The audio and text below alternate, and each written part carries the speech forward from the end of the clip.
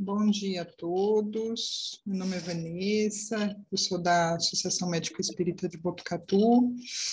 É um prazer muito grande a gente conversar na manhã de hoje, né? Mais uma oportunidade de reflexão e troca de ideias, né, com base no Evangelho de Jesus.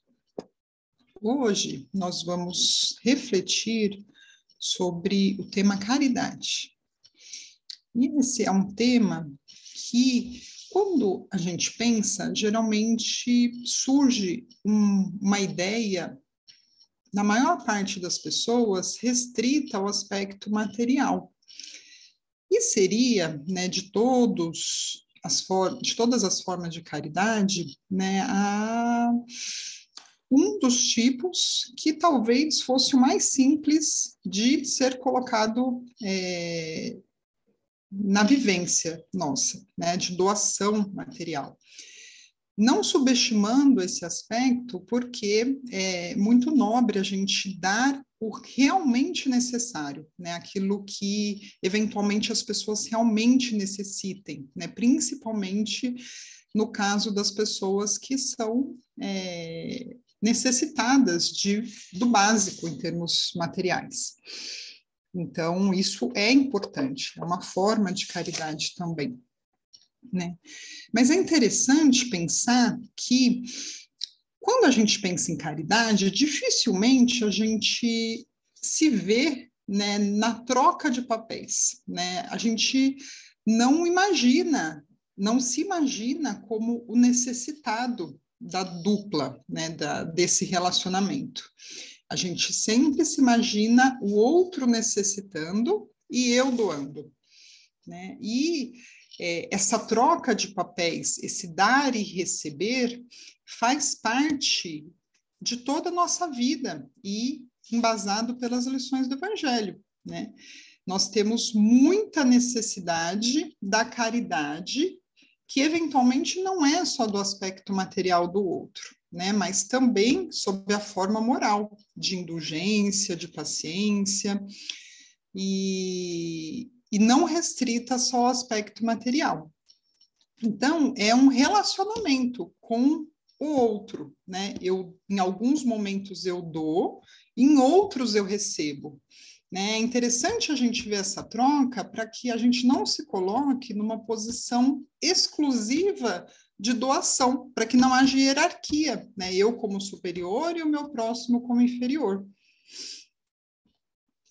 E é engraçado que a gente sempre se vê numa condição, na maior parte das vezes, né, quando se fala de caridade, como fazendo algo especial, né?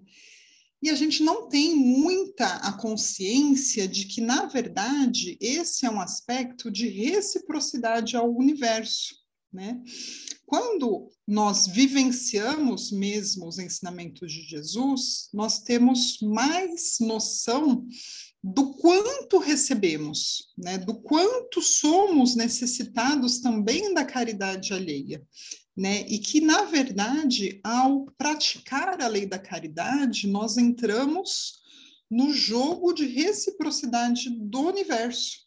Né? Em alguns momentos eu dou, em outros eu recebo. Né? Na verdade, eu não pratico nada de especial, né? Nada de exclusivo. A gente entra no jogo da reciprocidade do Evangelho, porque a lógica da vida é doação. Né? É por essa razão que a árvore que merece os melhores cuidados do agricultor é a frutífera, porque ela entrou na dinâmica da reciprocidade. Né? Em alguns momentos eu dou, em outros eu recebo. E não é nada de excepcional nisso. E algumas pessoas se perguntam, né? Inclusive isso é muito comum nas fileiras espíritas, né? Será que eu preciso ser perfeito para ajudar o meu próximo? Né? Um exemplo bem interessante é, por exemplo, falar, né? Quando a gente compartilha essas mensagens evangélicas e o palestrante ele prepara uma apresentação e se coloca vulnerável na frente de tantas pessoas, É natural que algumas pessoas que nos conheçam, né, nos observem e pensem, né, puxa, mas ela está falando isso, mas ela não é perfeita, né? Eu sei que ela já fez isso, já fez aquilo outro. Quem é ela para falar, né? E a gente lembra do mestre, quando a gente reflete sobre essas coisas, quando ele escolheu os apóstolos, né?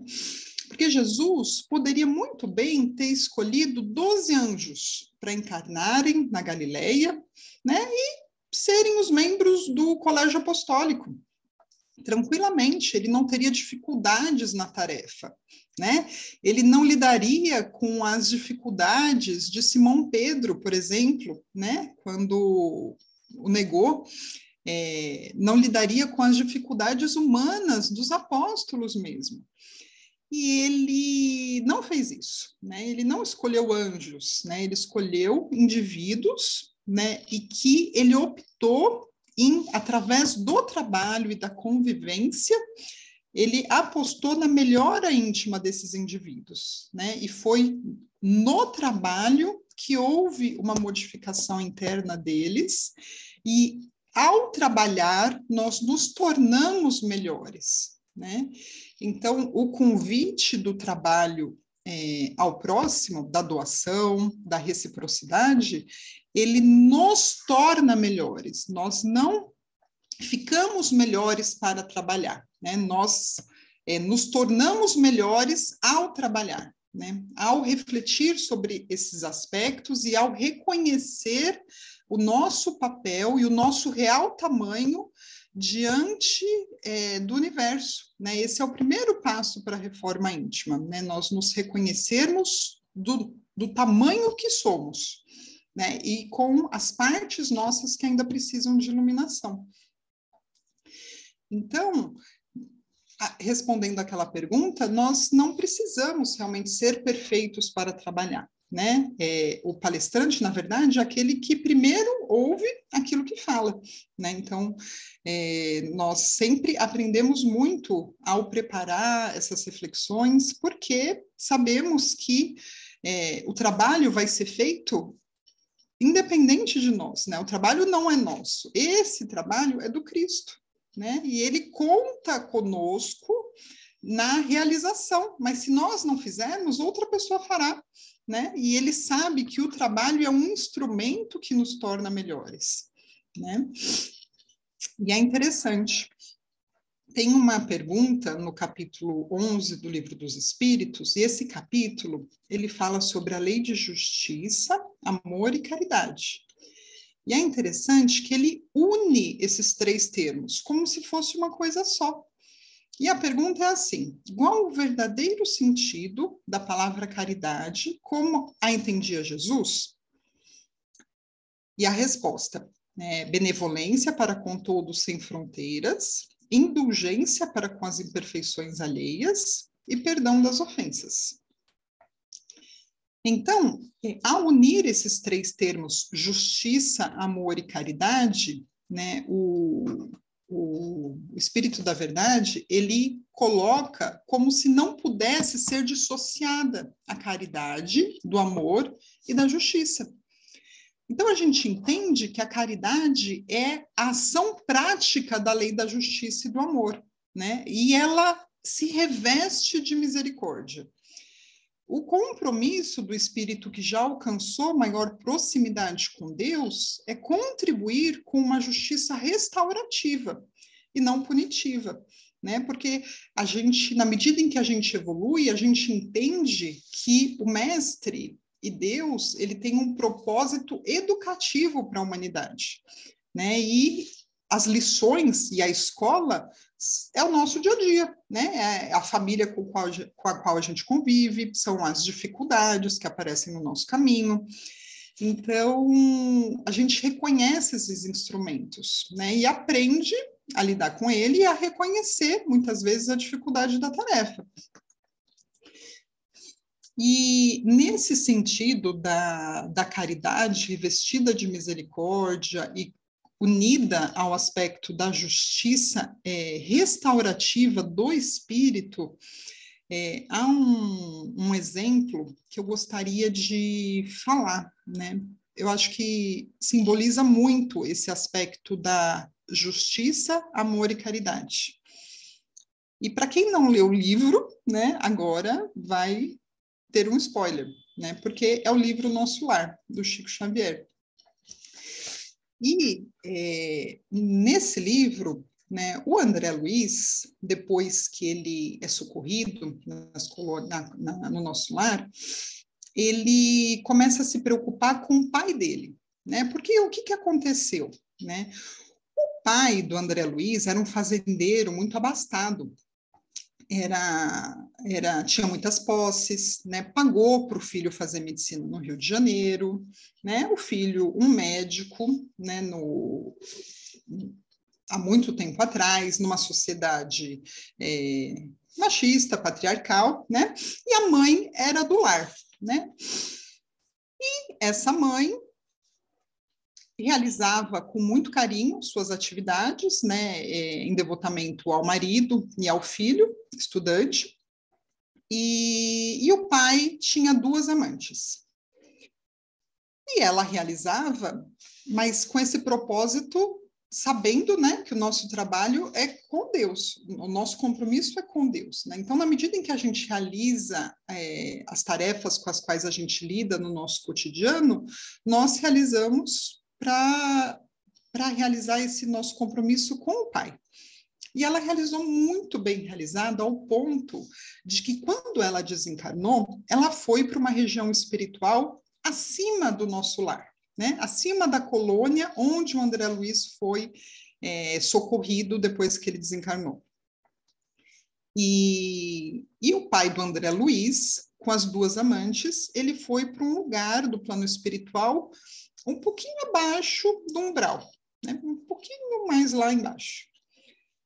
E quando o André Luiz já está numa condição de entendimento, né, e de se colocar em situação de auxílio, ele procura a mãe e fala: mãe, né, não tem jeito, né, o papai não quer sair de lá, né, como é que a gente vai ajudar ele?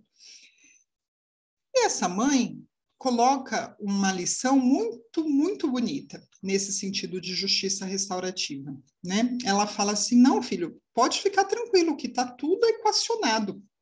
Mas como assim, mamãe? Eu vou reencarnar e eu vou receber de novo o seu pai como marido. Daí ele fala: nossa, né? E as 2 amantes, né? Porque eles sabiam, né? E elas estavam junto com ele nessa região, mais necessitada de socorro, né? E ela fala assim: e eu vou receber elas como filhas. E esse que foi a pessoa, né, o pai do André Luiz, né, que na vida material, né, ensinou tantos desvios morais para essas 2 moças, né, seria o pai delas. Né? Então, imaginem o aspecto de posição humana de educação moral. Né? Imagina esse pai quando essas 2 moças chegarem na adolescência. Vai ficar com os cabelos em pé, né? Porque vai reaflorar nelas tudo de errado, eventualmente, que ele próprio ensinou, né? Na outra vida para elas. Né? Porque a gente não pode fazer uma complicação, um problema, e esperar que outras pessoas resolvam por nós, né? A gente mesmo, a princípio, tem que resolver. Então, essa mãe do André Luiz, né, ela se dá um exemplo de caridade, né, e de conexão de misericórdia divina com aliado à justiça restaurativa, né, que é nobre, né, nos deixa até constrangidos, pensando em que momento nós teríamos esse grau de desprendimento para agir da mesma maneira que ela, né?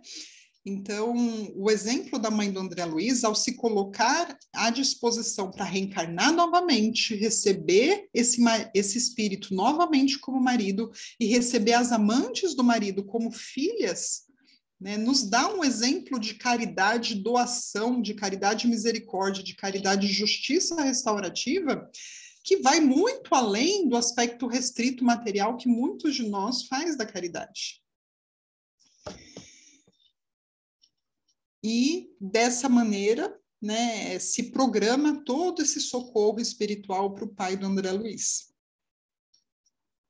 Então, a caridade é um amor em ação, né?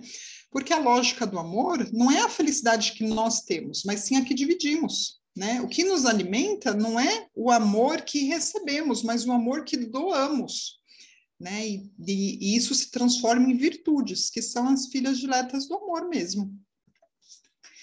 Mas há um outro aspecto da caridade que não é a caridade doação, seria um aspecto intitulado caridade essencial. E o que seria a caridade essencial? Para falar sobre a caridade essencial, eu vou contar outra história, né, que está em outro livro, no livro Sexo e Destino, do Chico. Quem não leu também me desculpe, né? Eu vou precisar contar um trecho desse livro. E o trecho fala sobre o Pedro Neves e a sua filha Beatriz. O Pedro Neves, ele era um trabalhador da colônia espiritual e ele estava há mais de 20 anos realizando um trabalho de caridade, de socorro das pessoas que acabaram de desencarnar, né? Então, ele fazia o que seria parecido atualmente com um atendimento fraterno. Ele conversava com as pessoas que desencarnaram, fazia a apresentação da colônia, né? Ele era uma pessoa que não estava há 20 dias, ele estava há 20 anos trabalhando no plano espiritual em doação para as pessoas que acabaram de desencarnar. Só que o Pedro, ele começou a ficar chateado, né? E as pessoas perceberam, né, que ele não estava mais da mesma maneira que ele era antes, né? E com muito jeitinho, o André Luiz, já sabendo do caso dele, né, se coloca numa posição de querer ajudar. E a trama vai, a trama vem, e o André Luiz, ele consegue se abrir com o André Luiz, né, falando que, na verdade, ele estava muito preocupado com a sua filha. Ele tinha 3 filhos, na verdade, 2 meninos e uma menina, a Beatriz, que estava muito doente já, prestes a desencarnar na Terra. E, né, daí o André fala, puxa, mas ela virá ao seu encontro, né? Por que tanta tristeza? E ele fala, não, mas na verdade não é ela, né? É o meu genro. O meu genro, ele que deveria cuidar dela, ele tem uma amante. E ele trouxe essa amante para morar para dentro de casa, né, com a minha filha. E eu não aceito isso, né? Eu não admito. E ele estava muito, muito, muito contrariado. E é formada uma equipe para atender o caso do Pedro Neves, né, lá na Terra. Então, essa equipe espiritual vai até a Terra e encontra o genro do Pedro Neves numa boate com a amante. Quando o Pedro Neves vê aquela cena, ele se transforma com muita ira, com muita raiva e começa a nocautear o genro, espiritualmente, né? Começa a bater, mas bater, mas bater, bater, bater. O genro não sente as pancadas, mas ele sente um mal-estar. Ele falou, será que eu bebi alguma coisa? Estou sentindo mal-estar. Na verdade, ele estava sendo nocauteado pelo Pedro Neves, né? E nessa boate tem a mentora, né? Porque até em lugares mais diferentes nós temos os mentores daqueles lugares também, né? E essa mentora se aproxima do Pedro Neves e fala, meu irmão, o que é isso que você está fazendo? Né? E ele fica constrangido, né? Ele percebe, naquele momento, ele se percebe do seu real tamanho, né? E ele percebe que, na verdade, existe uma diferença muito importante entre a caridade de doação e a caridade essencial, né? Que é o processo que nós atuamos ao reconhecer as nossas dificuldades morais e trabalhar nelas, né? A minha autocaridade. em investir no meu autoaprimoramento, para que, por exemplo, né, quando isso acontecesse eventualmente conosco, né, nós não exteriorizaríamos, né, uma atitude tão revestida de instinto, né, instinto animal até, e que eventualmente aquilo estava debaixo do tapete. Né? E nós não tivemos autoconhecimento suficiente para saber que aquilo viria à tona. Né? E o Pedro Neves estava há 20 anos trabalhando no plano espiritual, fazendo caridade, né? E foi capaz de exteriorizar uma atitude dessas. Né? E daí a trama acontece, ele se recompõe, eles vão auxiliar a Beatriz, né? E não vou dar o fim do livro. Mas o exemplo que eu queria dar era essa atitude do Pedro Neves, né? E o quanto ela simboliza o que a doutrina espírita nos reforça, né? E é uma mensagem que eu gosto de repetir sempre, que para cada imperfeição do espírito há um sofrimento que lhe é consequência, né? Então, é difícil aceitar, né, os erros do nosso próximo, né? É difícil, principalmente quando afeta pessoas que a gente ama, né? Como, por exemplo, o genro com a filha do Pedro Neves, né? E as nossas imperfeições, elas geram sofrimento para as pessoas que convivem conosco. Por isso que o propósito da doutrina espírita para a humanidade é nos tornar pessoas melhores, né? Em primeiro lugar, para nós mesmos, com esse aspecto de caridade essencial, né? E, em segundo lugar, para o próximo. Lembrando que a ginástica moral não é uma corridinha, né, de 100 metros, é uma maratona. E é como reformar um avião que já está no ar, né? A gente não pode ter muita angústia de reformar tudo ao mesmo tempo, senão a gente fica louco, né? Tem que fazer aos pouquinhos, reconhecendo, mas andando sempre para frente, né? Sempre para frente para que a gente possa trabalhar essas questões dentro de nós. Lembrando que elas exigem tempo e esforço. Mas quem está do nosso lado é o mestre, né? E o mestre não nos abandona. Ele usa justamente essas dificuldades do dia a dia para nos auxiliar como instrumentos educativos da alma. E daí a gente pode realmente vivenciar um aspecto mais abrangente do termo caridade, né? Lembrando que não precisamos ser perfeitos para praticá-la, né? Que o trabalho nos torna melhor e não o contrário, a gente não fica melhor para trabalhar, a gente trabalha e fica melhor. E lembrando que a caridade não se restringe a eu doar, muitas vezes eu recebo, né? Nós precisamos, um aspecto da caridade muito interessante é a indulgência, né? E a indulgência, as mães, elas simbolizam muito, né? Porque os filhos, eles necessitam de altas cotas de indulgência, né? Indulgência é alguém fazer alguma coisa e você falar assim, ele está cansado, ele está com sono. Não é ser conivente com o erro, né? Mas você ter uma cota maior de paciência, né? E quem é mãe sabe, né, que se a gente não tiver altas cotas de indulgência com o filho e você querer corrigir tudo de uma única vez, né? Ou você enlouquece o filho ou você fica louca. Né? Tem que ser aos pouquinhos, né? Porque há de ter sabor na vida, né? E se a gente se colocar só numa atitude de correção, a vida perde o sabor. E não é esse o propósito de Jesus, né? É a gente aprender sempre para frente, mesmo que seja devagarzinho. Então é isso, a reflexão de hoje. Eu agradeço pela oportunidade.